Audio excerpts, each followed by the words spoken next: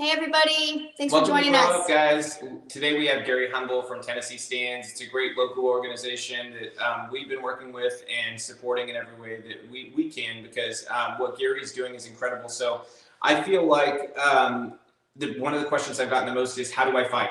What do I do on a state level? What can I do? The best example that I've seen so far has been Gary and what he's done here in Tennessee. So we wanted to have him on, talk a little bit about what he's done and how you can sort of do similar things to a certain extent in your own state to fight unconstitutional mandates, to fight lockdowns and businesses being shut down. So thanks for joining us today. Yeah, it's exciting to be here. Thanks for having me. Totally. So first thing I wanted to ask you about is that question off the bat. What is the first thing you would tell people to do on their own state level if they're dealing with mandates, somebody's trying to shut down their business, or they're trying to lock everybody down? Yeah, well, the first thing that I would tell people, especially here in Tennessee, but everywhere, don't comply. Yeah. What I say oftentimes when I'm out and about speaking is that at least here in Tennessee, according to our state constitution, but of course that really translates pretty similarly across state lines, that the only power these people have, the only authority they have over us in these mandates is our compliance. Because at the end of the day, none of this is really rooted in sound law. None of it certainly is rooted in the Constitution. Yeah. The Supreme Court, oftentimes when issues of emergency powers or police powers, when those things are brought to the Supreme Court, oftentimes they'll defer to the states. They'll say, well, 10th Amendment. This isn't a federal issue, so we're sort of going to refer to those things reserved to the states, to the people. Yeah. That's why here, that being the case, we've made our argument based on our Tennessee Constitution. Yeah. And that, I think, is the trick that everyone needs to be doing in every state, because where the Supreme Court will defer police powers to the state, well, then now you've got the security of your state constitution. Yeah. Your government, your state government, is still defined and organized and has to hold true to its state constitution. Yeah. So that's the important part of how we've based our argument. And to sort of back that up, if you saw the case that happened in Michigan, exactly the same thing. They won their case based on the fact that the Michigan Supreme Court, according to the Michigan state constitution, saw that the Michigan legislature unconstitutionally delegated their lawmaking power to the executive, to Governor Whitmer, and within their own state declared that to be unconstitutional. We're making the same argument here.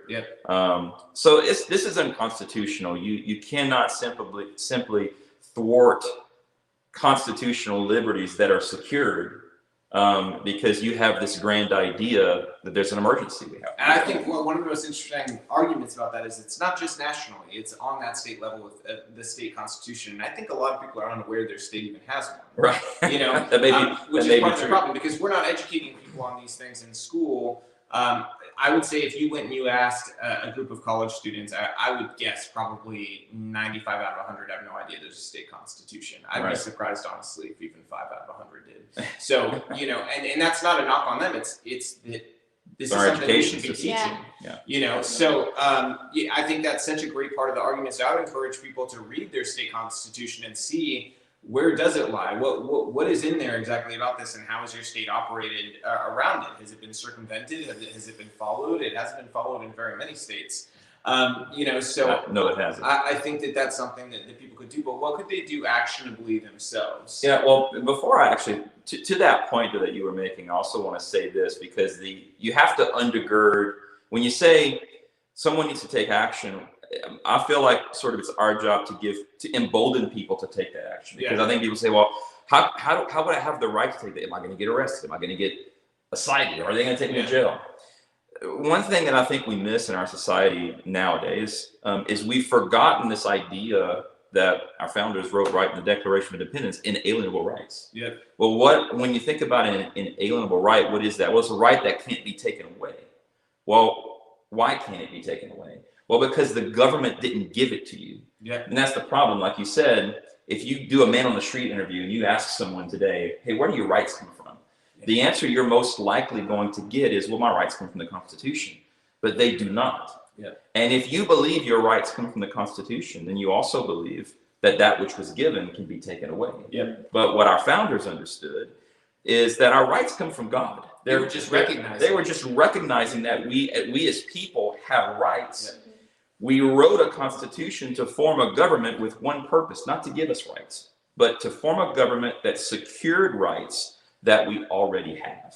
Okay, so the key when I say, stand up for your rights and don't comply with these unconstitutional edicts from governors and county mayors and such that have made themselves kings, absolve them of their undue power and hold to those inalienable rights.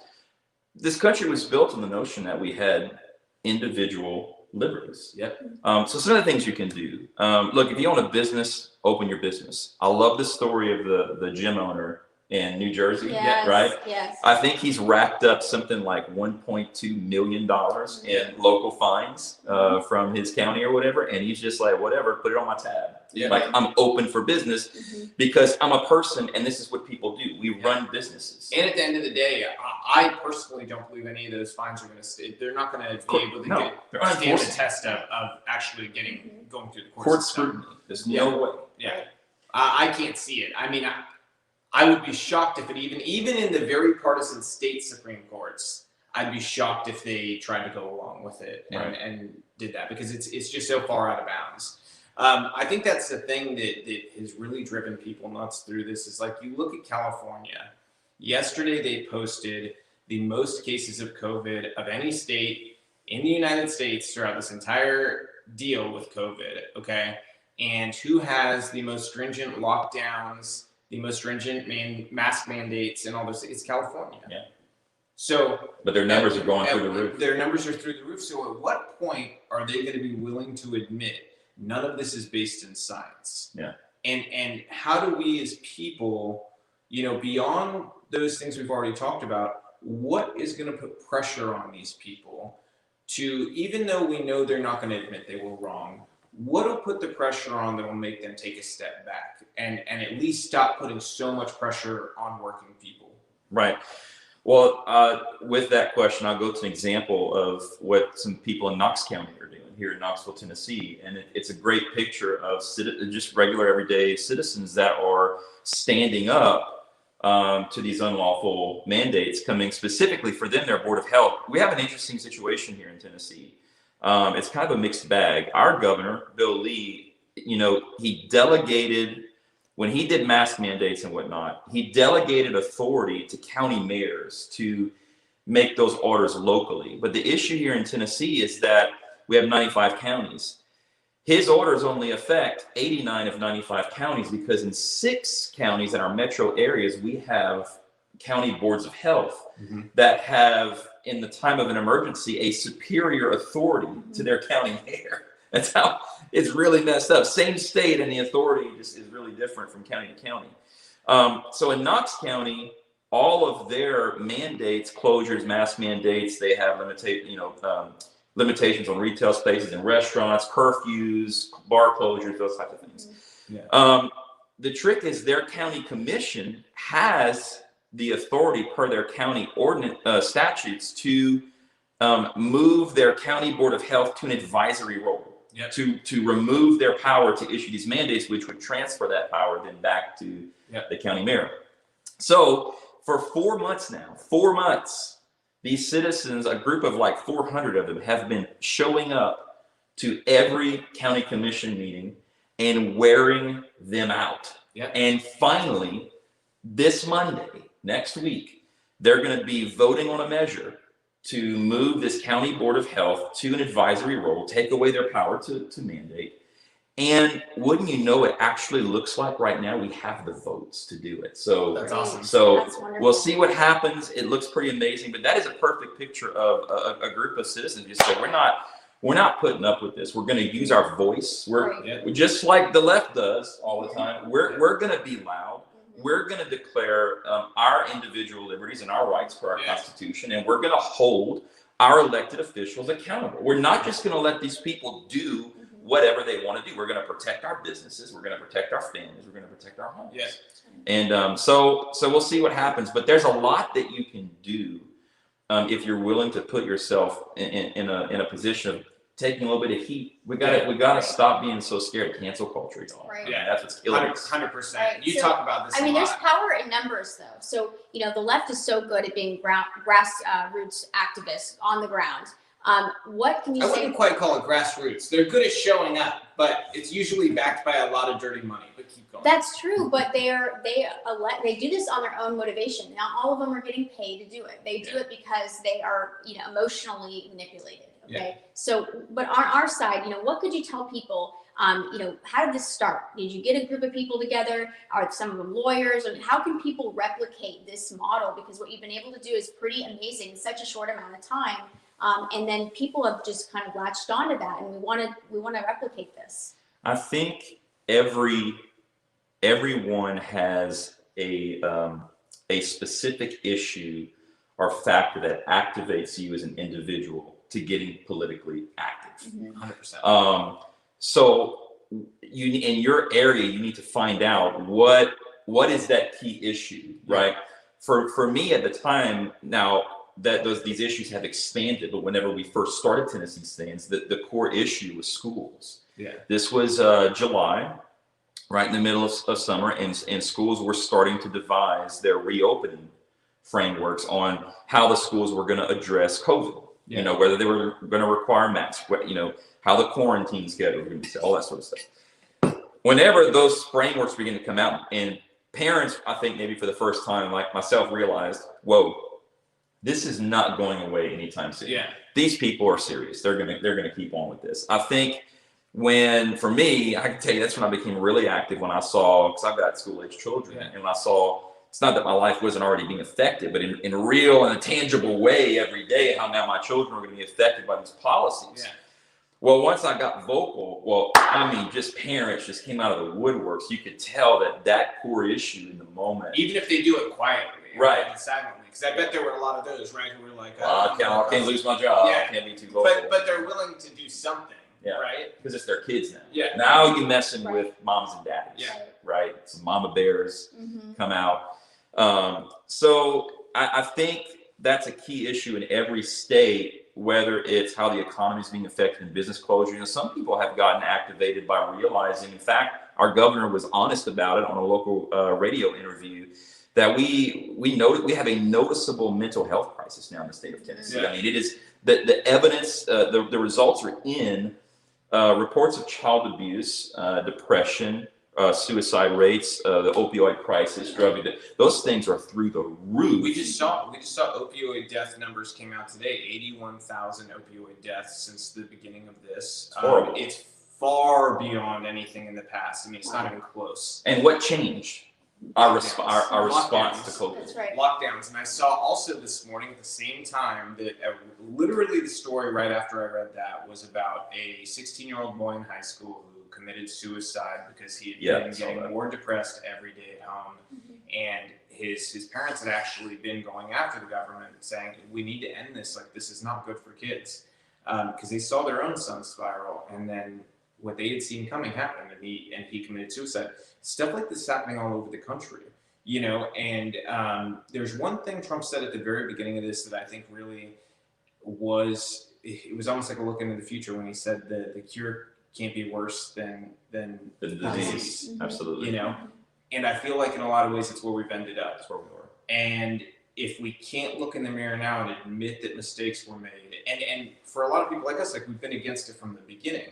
But if those people who made these decisions can't look in the mirror at this point and say, wow, we need to change course here, then we have something seriously wrong and broken, especially given the fact that we're seeing now as citizens, not only are your rights being taken, but on almost every level, it seems like more and more, your ability to fight it is diminished. Whether it's that you don't have standing or, and we're seeing all these things pop up that are making people feel disenfranchised. So I think that the point you make about people showing up, your body's actually being there, this is what the left is so successful at. You see this stuff all the time. We saw a school protest actually that happened recently. This is something that is not in the news. It's just something we knew through a friend group, where a private school on the East Coast that had no issues at all to speak of. It's a nice school.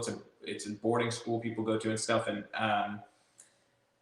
an old student came out and made claims about racism that were not accurate. But because they made the claims, they ended up being offered a position at the school, being offered all this money and stuff. And it's the act of starting this group of people pounding down the doors that are calling, that are emailing, that are showing up at the offices. Eventually, what we've seen over the last few years, unfortunately, that's when politicians give in.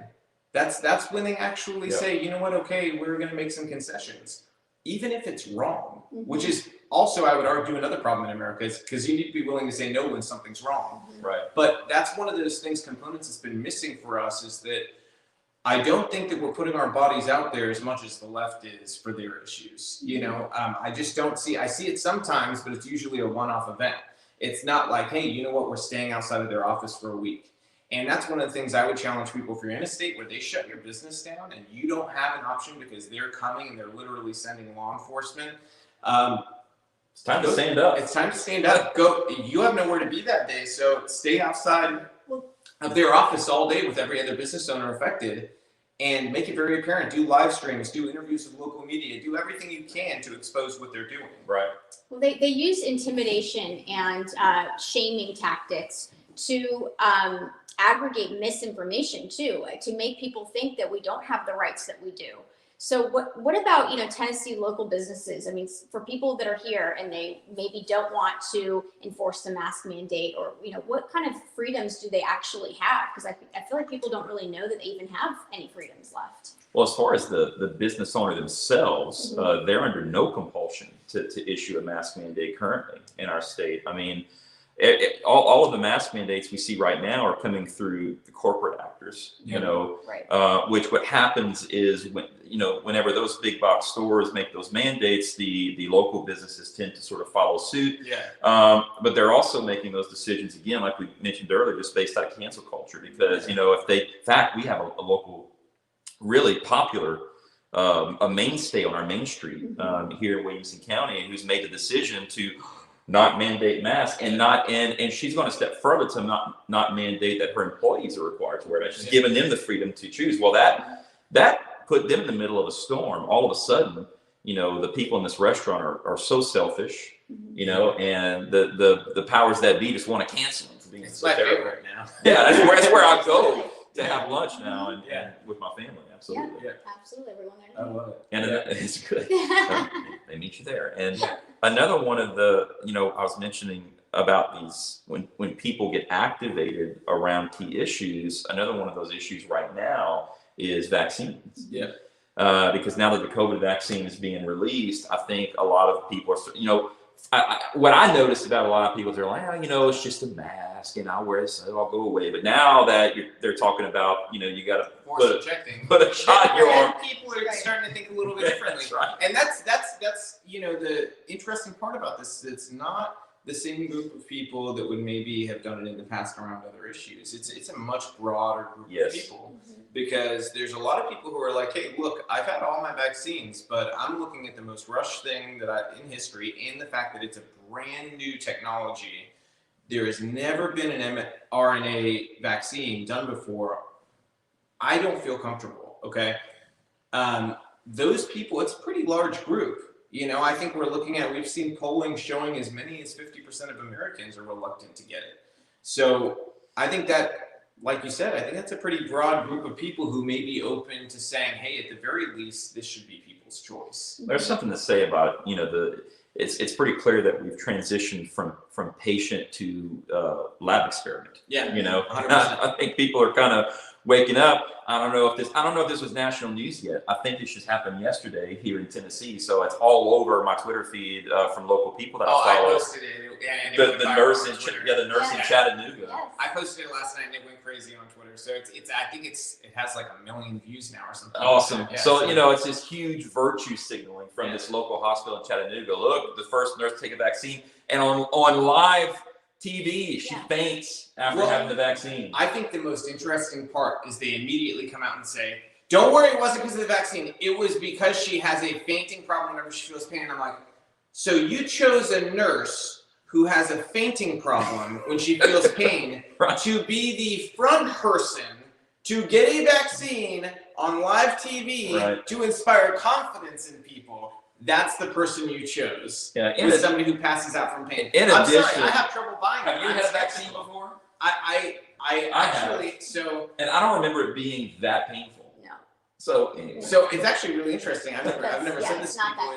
I actually was not. And maybe that's a It's HIPAA violation. 17 minutes I after. just feel like I've just violated HIPAA. I'm asking you. No. I've actually never talked about it before. It's nobody's ever asked me, but I actually think it's kind of interesting. I was never given any as a kid. It wasn't my choice. Nobody ever talked about it or anything, so I didn't know it was weird until I was a teenager, and I had a nail or something go into my foot, and they told me I needed a tetanus shot, and they asked for my records, and I was like, what records? What are you talking about? And they were like, we need your vaccine records, and I was like, I've never had a shot before. And they looked at me like I was. And they freaked out. They freaked out, and they wanted to give me like $1 million. I was like, whoa. I had measles already as a kid. I had all this stuff. Like, no, I had it. I'm okay. Well, it's interesting you mentioned the HIPAA violation, but essentially we're violating all of our private medical information by Every day. Every day, yeah. You know, I'm also like the most transparent person ever. I'll tell people, if they ask, I actually think it's kind of interesting because back then it wasn't like,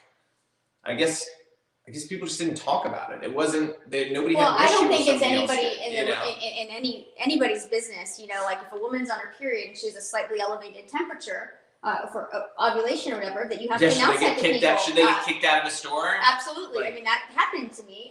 So I think that's. Can you imagine? No, wait a minute. I'm not sick. I'm on my period. Yeah, you've announced it to everybody. They have to tell waiting people. room. And Yes. Never thought about I had a that, slightly for obvious elevated, reasons. I had a slightly elevated temp, and they announced it, and I said, I'm on my period. What? I'm on my period. Oh, so that actually happened to you? Yeah, no, it actually happened to me. Oh my gosh. No, this is something, and we've heard from other women too. Like this is something It's that's a popped thing. up. It's a thing. This is a thing. Wow. And that just goes beyond all of like the very human aspect of like, hey, I'm gonna point this thing at your kid's head every day. Because one of the first things that I'm a big gun owner. I love guns. One of the first things I teach my older kids with gun safety is you never point a gun at a person unless you are ready to kill them. That is the only reason you point a gun at somebody.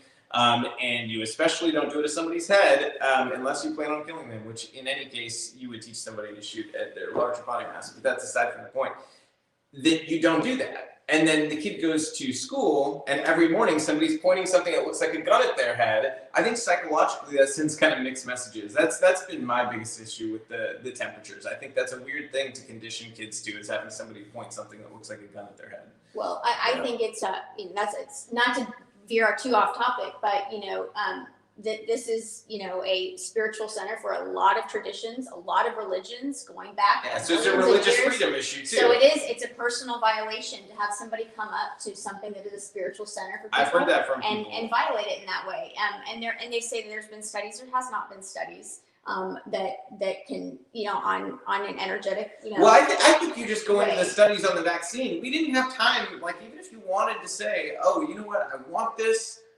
Even if I wanted it, I would say there just hasn't been the time.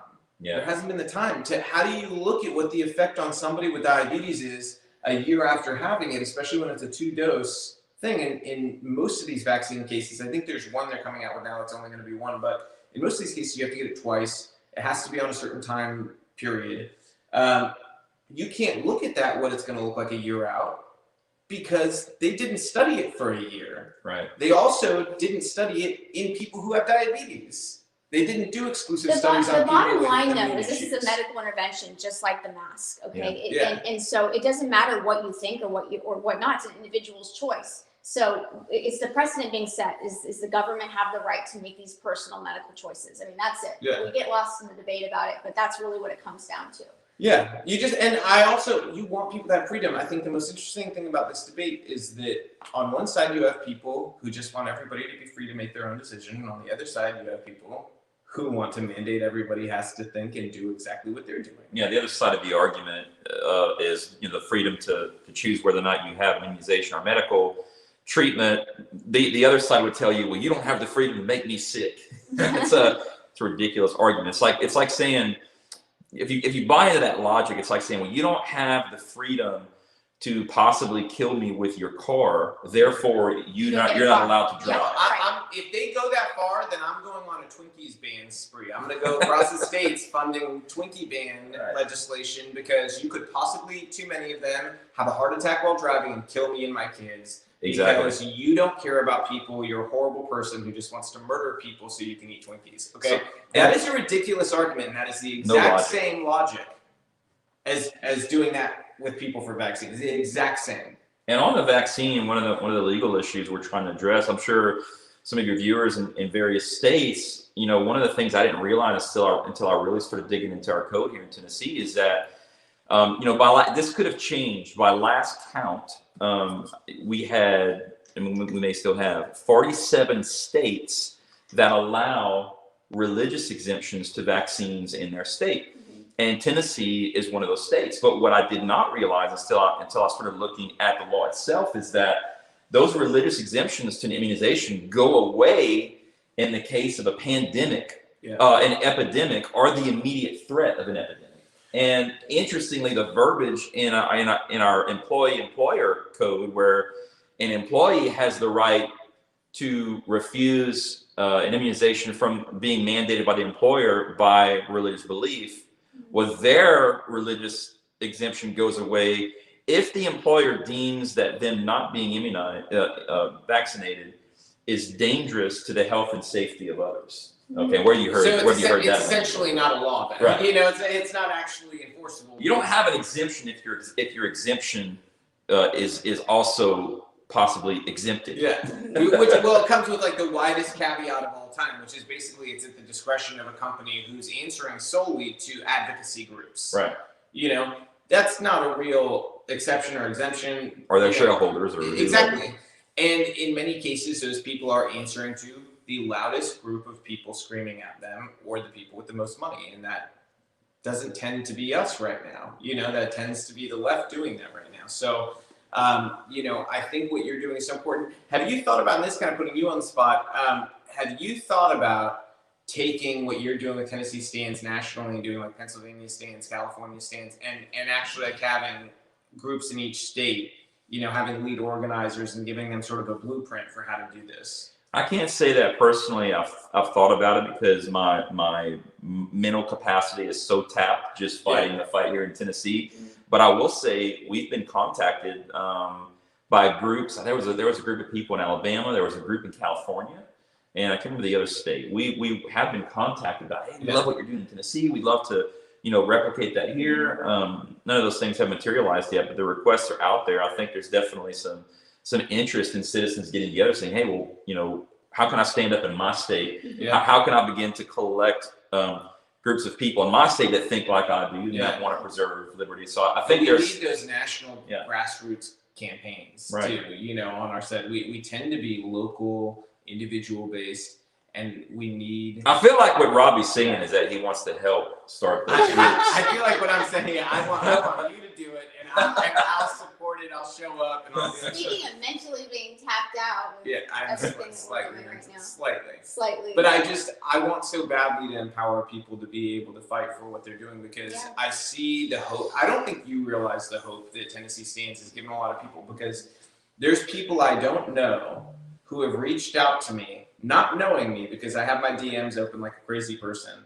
And I've gotten probably at least a dozen messages from people I don't know telling me about Tennessee Stands. Really? Have you seen what they're doing? Wow. Have you seen what they're doing? You need to get in touch with them. And I'm like, I already am in touch with them. Thank you. But these are people they follow me. They've never reached out to me before, and they want to let me know that you're doing this, and it gives people hope. It gives them something to fight for. And so I see in other states, I get messages from people who are like, I don't know what to do. I want to do something, but there's nobody fighting. There's no leadership. Nobody's telling me where to go, what to do, how I can help. And I just don't know how. I called the legislators, but what else can I do?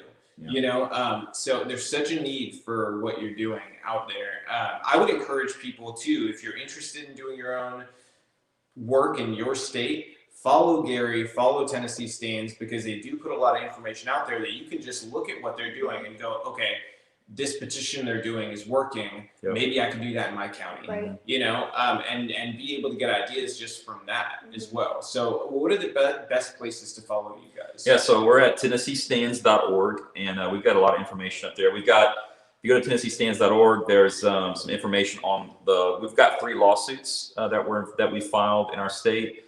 We've got some legislation that we've drafted, but also there's a lot of media and videos that we've put out, kind of trying to teach people here in Tennessee about our Tennessee Constitution and our rights. So there's a lot there to take a look at, but also we're on, I think, every social media platform that I know of at Tennessee Stands. Yeah.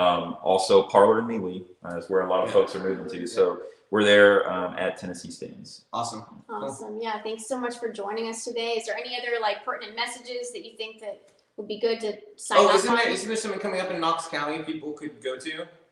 Well, yes. If you're around Knox County, you can go to, let's see, what's the web address?